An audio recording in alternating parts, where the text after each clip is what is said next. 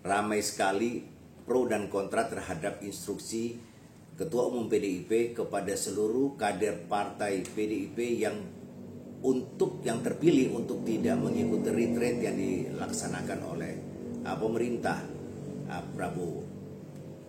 Ada yang nyinyir, ada yang marah, ada yang setuju, dan macam-macam. Saya tidak dalam posisi mendukung atau tidak mendukung apa yang dilakukan oleh seorang presiden, tetapi saya ingin membangun konstruksi berpikir secara politik sebagai orang politik. Ingat loh, bahwa undang-undang atau hukum itu adalah produk politik, sebuah kesepakatan kekuatan politik yang ada di parlemen. Mereka bersepakat untuk membuat aturan main negara yang berlaku kepada seluruh warga negara, termasuk pengelola negara maupun partai politik. Semangat untuk menghadirkan keadilan melalui undang-undang atau instrumen kekuasaan itu adalah menjadi kesepakatan bersama, semangat bersama. Ketika instrumen kekuasaan atau hukum tidak lagi berlaku adil, maka tentunya hukum akan digunakan oleh penguasa atau rezim membungkam, memenjarakan orang-orang yang menjadi lawan politiknya. Sementara di satu sisi dia ramah kepada orang-orang yang menjadi kawan politiknya sekalipun terindikasi korupsi, apalagi keluarga dalamnya yang terindikasi korupsi. Maka oleh sebab itu, upaya yang dapat dilakukan pimpinan partai politik ini tentunya bukan tidak dimiliki oleh semua warga negara. Mereka yang mempunyai kekuatan politik, tentu upaya akhir yang mereka bisa lakukan, karena secara hukum mereka tidak berdaya karena tidak berada dalam lingkaran kekuasaan. Maka upaya yang mereka lakukan adalah melakukan perlawanan politik.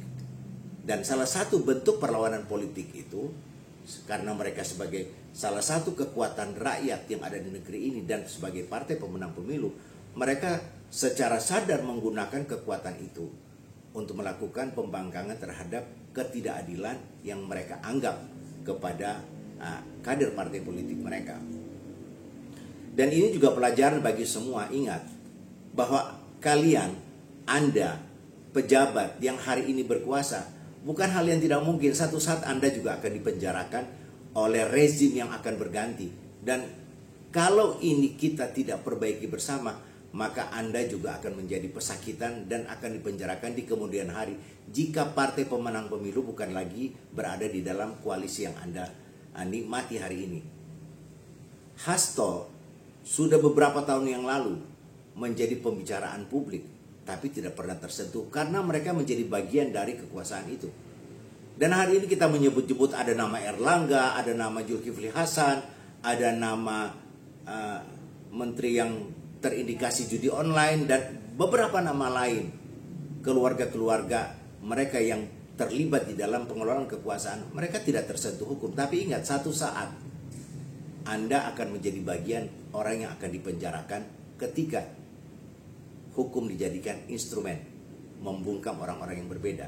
Nah, konstruksi berpikir ini yang saya ingin transfer kepada warga negara, bahwa sikap yang diambil oleh Ketua Umum PDIP adalah perlawanan terakhir yang dapat dilakukan oleh seorang tokoh politik, dan ini tidak dimiliki oleh mereka-mereka yang tidak punya kekuatan politik.